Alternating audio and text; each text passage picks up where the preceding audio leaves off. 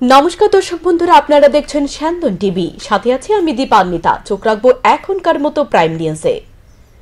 2024 লোকসভা নির্বাচনে ভারতীয় জনতা পার্টির লক্ষ্যমাত্রা রয়েছে 370টি আসন। শনিবার থেকে নয়াদিল্লির প্রগতি ময়দানে শুরু হওয়া দুদিনব্যাপী জাতীয় কনভেনশনে প্রত্যক্ষভাবে এই লক্ষ্যমাত্রা স্পষ্ট করে দিলেন প্রধানমন্ত্রী নরেন্দ্র মোদী।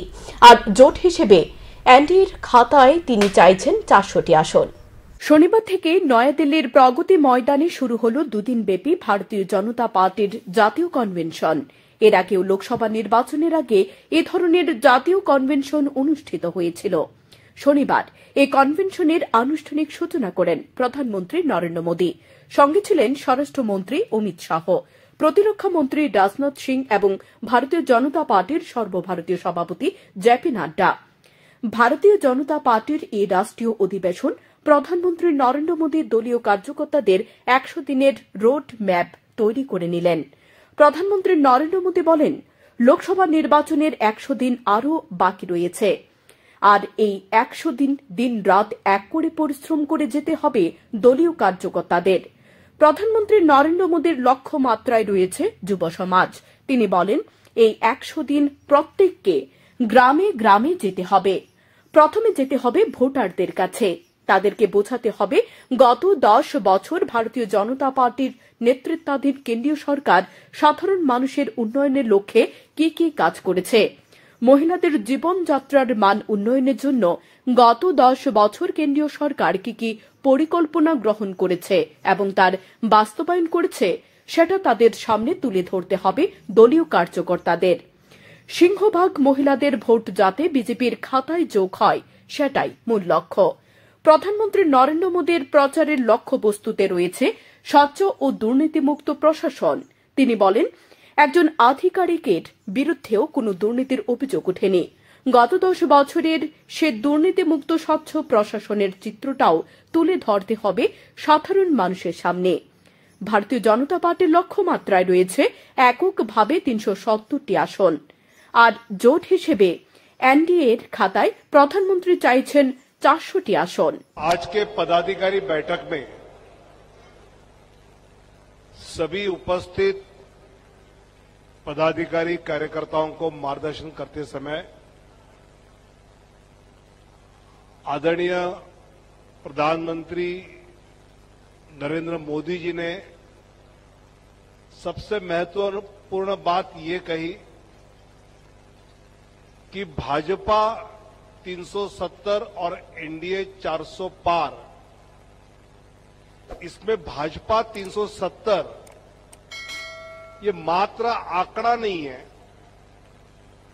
तो इस चुनाव में भाजपा का कार्यकर्ता 370 सीटें जीतकर আগামী মাসে 2024 লোকসভা নির্বাচনের দিনক্ষণ ঘোষণা করতে চলেছে নির্বাচন কমিশন।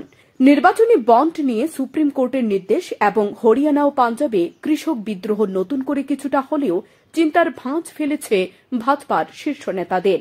আর এই দুটি জ্বলন্ত ইস্যুকেই এবারে ঝেড়ে ফেলতে টনিক দেওয়া শুরু করলেন প্রধানমন্ত্রী।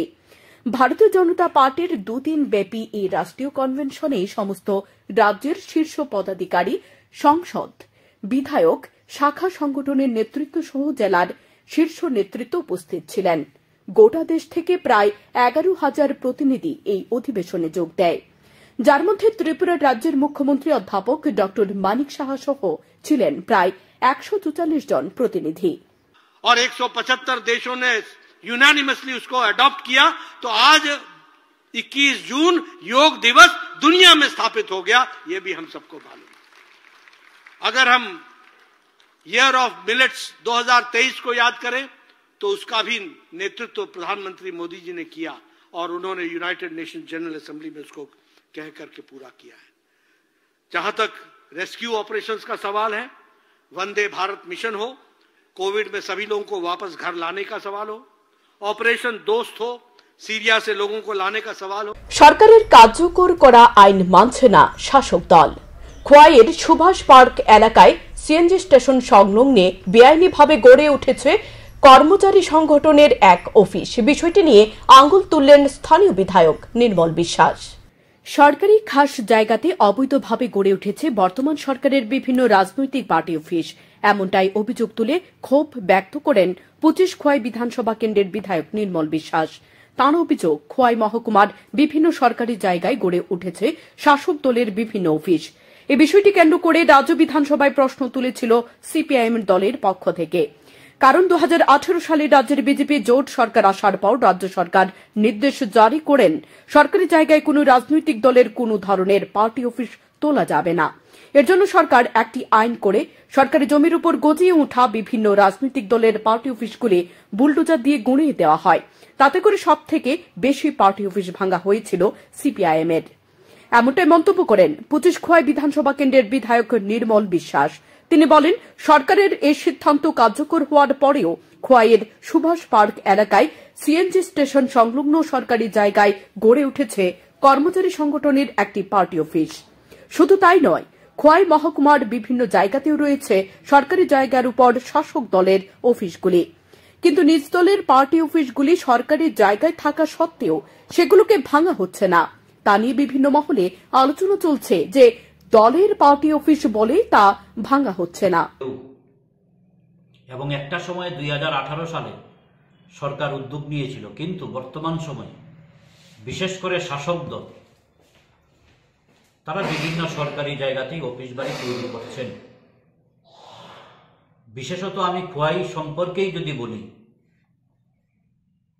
আমাদের খোয়াইয়ের বেশ কয়েকটি জায়গায় একেবারে খুদ শহরের প্রাণকেন্দ্র সুভাষ পার্ক এলাকায় টিআরটিসির যে জায়গা, সেই জায়গার মধ্যেও আমরা দেখছি সেখানে একটি কর্মচারী সংগঠনের, শাসক দলের কর্মচারী সংগঠনের অফিস রয়েছে। আমি এই প্রসঙ্গে বিধানসভাতে প্রশ্ন এনেছিলাম। এখন দেখার বিষয় প্রশাসন কি ব্যবস্থা গ্রহণ করে। শান্তন টিভি। আগরতলা পোস্ট অফিসের পার্সেল নিয়ে গুরুতর অভিযোগ তুললেন গৌতম সূত্রধর নামে এক ব্যক্তি। অসহায় হয়ে অভিযোগ করলেন গৌতম সূত্রধর। আগরতলা পোস্ট অফিসের পার্সেল নিয়ে প্রতারণার অভিযোগ তুলল গৌতম সূত্রধর নামে এক ব্যক্তি। তিনি জানান, শুক্রবার তার কাছে আগরতলা পোস্ট অফিসের ডেলিভারি বয়দের কাছ থেকে ফোন করে জানানো হয় উনার পার্সেল এসেছে। সে খবর পেয়ে তিনি পোস্ট অফিসে ছুটে গিয়ে আগে স্বাক্ষর করে তারপর পার্সেল সংগ্রহ করেছেন। পার্সেলটি হাতে নিয়ে তিনি দেখেন বাক্স খোলা। বিষয়টি তিনি সাথে সাথেই ডেলিভারি বয়দের জানালে তারা জানান বাক্সের ভেতরে সবকটি প্যাকেট ঠিকঠাক রয়েছে কিনা সেটা দেখার জন্য। পরবর্তী সময় তিনি বাক্সটি বাড়িতে নিয়ে গিয়ে দেখেন 7টি আস্থা জিরার প্যাকেট আসার কথা থাকলেও মাত্র 4টি জিরার প্যাকেট এসেছে। সাথে সাথে পার্সেলটি নিয়ে পোস্ট অফিসে আসার পর বলা হয় তিনি নাকি বাড়িতে 1 কেজি করে 3টি প্যাকেট বাড়িতে রেখে এসেছেন। পোস্ট অফিস কর্তৃপক্ষের কাছ থেকে এই ধরনের পাল্টা অভিযোগ শুনে গৌতম সূত্রধরের মাথায় আকাশ ভেঙে পড়েছে। তারপর তিনি গিয়ে স্টোরের দায়িত্বে থাকা কর্মীদের এ বিষয়ে অবগত করেন। তারা স্পষ্ট ভাষায় জানিয়ে দেন, স্টোর থেকে যখন পার্সেলটি দেওয়া হয়েছিল তখন সেটি সম্পূর্ণ ঠিকঠাক ছিল, বাক্স খোলা ছিল না। একথা শোনার পর তিনি ডেলিভারি বয়দের কাছে আসলে তারা পাল্টা সুর চড়িয়ে বলেন গৌতম সূত্রধর বাড়িতে রেখে এসেছেন বাকি 3টি জিরার প্যাকেট। এই জবটা তুমি ফিউচারে পাবে না, কারণ তুমি ইরেসপন্সিবল স্টাফ। তো সঙ্গে সঙ্গে আমি ব্যাংক কার্ডে ফোন করলাম, পোস্ট অফিস যারা আমাকে ফোন করেছিল প্রথমে তাদের ফোন করলাম যে আঙ্কেল আপনারা কোথায় আছেন। তারা বললো আমরা তো ভ্যান নিয়ে চলে গেছি, তুমি হেড অফিসে যাও গিয়ে কমপ্লেন করো। হেড অফিসে আসলাম, তো ডেলিভারি যে ম্যাডাম, ওনার ডেলিভারি সেকশনে গেলাম, ম্যাডাম এরকম ঘটনা জানালাম।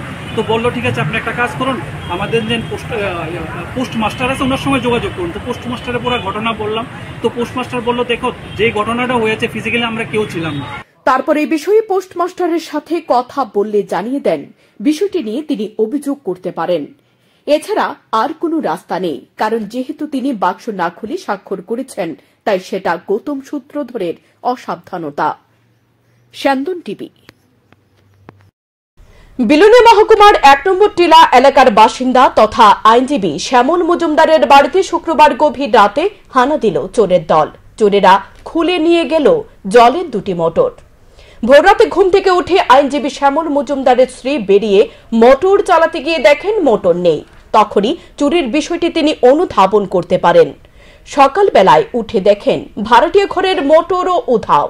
আইনজীবী শ্যামল মজুমদার দক্ষিণ জেলার পুলিশ সুপারের কাছে একটি লিখিত অভিযোগ দায়ের করলে বিলুনিয়া থানার পুলিশ ঘটনাস্থলে এসে চুরির মামলার তদন্ত শুরু করে। শ্যামল মজুমদারের স্ত্রীর বক্তব্যে নেশাখোরের চোরেরাই এই কাণ্ড ঘটাতে পারে। এজন্য পুলিশ প্রশাসনের আরো কঠোর পদক্ষেপ গ্রহণ করা উচিত। এ চুরির ঘটনায় গোটা এলাকায় চাঞ্চল্য ছড়িয়ে পড়ে।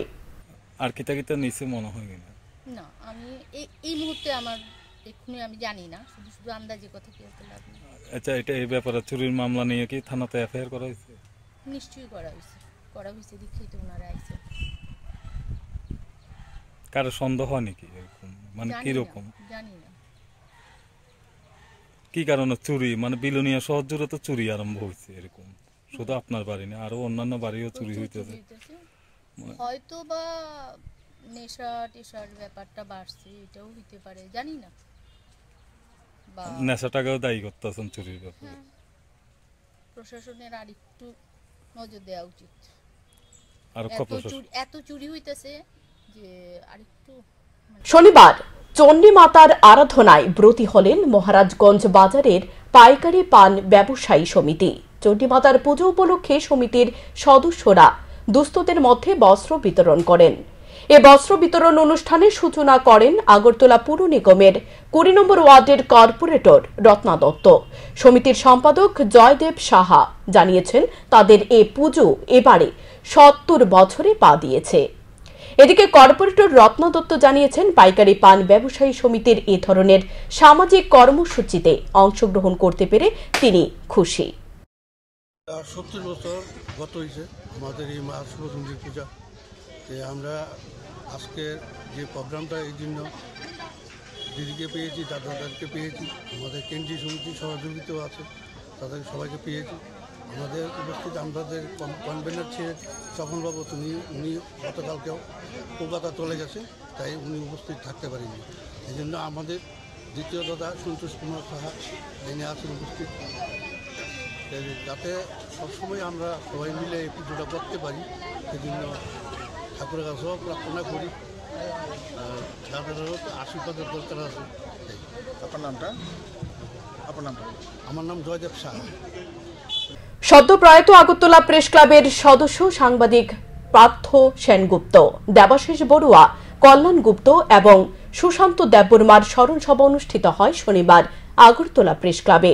উপস্থিত ছিলেন ক্লাবের সভাপতি জয়ন্ত ভট্টাচার্য, সম্পাদক রমাকান্ত দে সহ অন্যান্য সাংবাদিক এবং চিত্র সাংবাদিকরা। এর আগে কখনোই একসঙ্গে 4 জনের স্মরণ সভা হয়নি। প্রয়াত সাংবাদিকদের বহু স্মৃতির কথা তুলে ধরেন উপস্থিত বক্তারা। শনিবার আগরতলার ভগৎ সিং যুব আবাসে সারা ভারত আইনজীবী ইউনিয়নের 2 দিনব্যাপী ন্যাশনাল সেক্রেটারিয়েট বৈঠক শুরু হয় শনিবার থেকে। শনিবার সন্ধ্যায় এক সাংবাদিক সম্মেলনে সাংসদ তথা সারা ভারত আইনজীবী ইউনিয়নের সর্বভারতীয় সভাপতি বিকাশ রঞ্জন ভট্টাচার্য নরেন্দ্র মোদী সরকারের সমালোচনায় মুখর হন। তিনি সাধারণ মানুষের লড়াই সংগ্রামের বিষয়টি তুলে ধরেন এই সাংবাদিক সম্মেলনে। আমরা মানুষকে আবেদন করছি, নিজের গণতান্ত্রিক অধিকার রক্ষার জন্য ব্রিটিশের বিরুদ্ধে যেমন আমরা লড়াই করেছি, আজকের সময় এসেছে ধর্মীয় মৌলবাদের বিরুদ্ধে। ধর্ম যার যায়, কিন্তু ধর্মীয় মৌলবাদ যখন প্রশাসনের ক্ষেত্রে নেমে আসে, একটা বিপজ্জনক শক্তি হয়ে দাঁড়ায়, তার বিরুদ্ধে আমাদের সকলকে এক হয়ে লড়তে হবে। ভারতবর্ষের ধর্মনিরপেক্ষ চরিত্রকে বজায় রাখতে হবে, এটাই হচ্ছে আমাদের মূল কথা। এখনকার মতো সংবাদ এ পর্যন্তই। শুভরাত্রি।